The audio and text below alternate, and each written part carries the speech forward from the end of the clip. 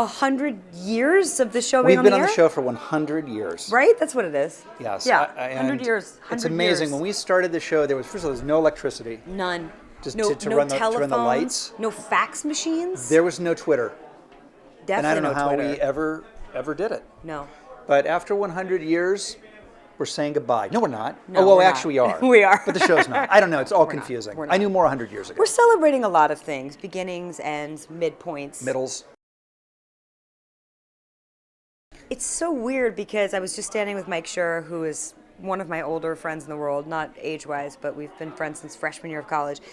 He was like, what are we doing here? Like, we have felt so scrappy for so long.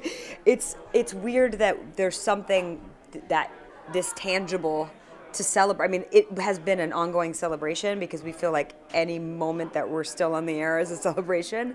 But like, this is real. Like, this is like a history and a foundation. And we have like people who love the show and are attached to it, the characters, and it's an accomplishment. I mean, all shows are subjective, right? What makes one person laugh doesn't make another person laugh, and what makes somebody tense doesn't make another person tense. But 100 episodes is not subjective.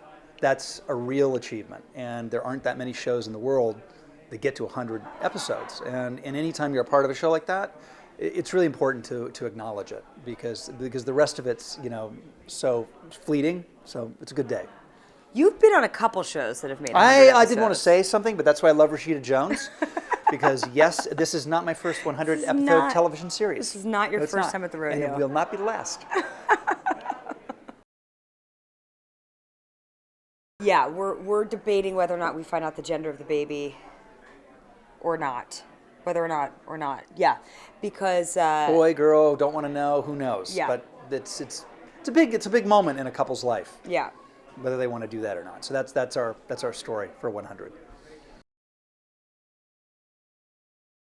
Well, I love playing Anne. Anne is one of the... I'm sorry. Oh, I'm sorry. I play Chris. I'm so sorry. A little confused. It's been 100 episodes. I'm a little exhausted. I love playing Chris. I love coming to work here because everybody... It sounds cliche, but again, I've been on enough of these to know on these big shows with lots of actors, and this is a family of people who respect each other, love each other, have fun.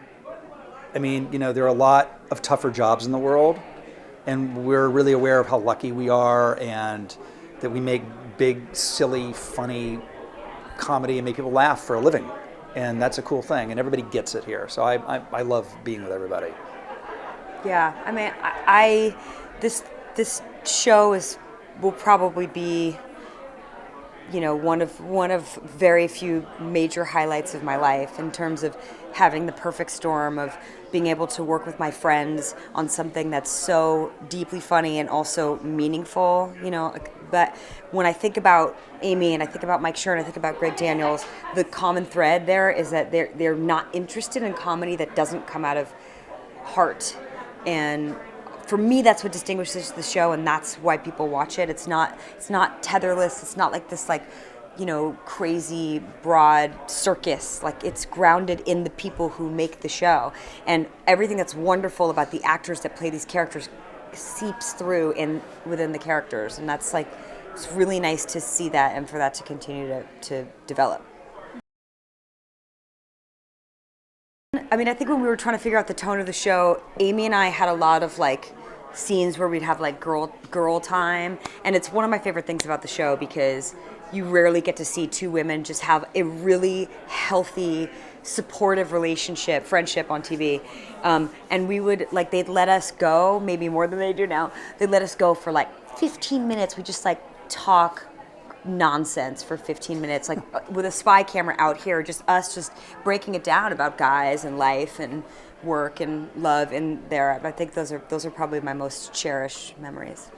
I think for me it was coming onto the show and Mike Schur and Greg Daniels creating a character for me that was so original and so unlike how 99.9% of the people would use me. They wrote a hard comedy character for me to be actually funny and not sort of smells like funny, seems like funny, might be funny, but not funny. Chris is funny, and that's a tribute to the writing and the crazy, demented, beautifully optimistic, enthusiastic Chris Traeger.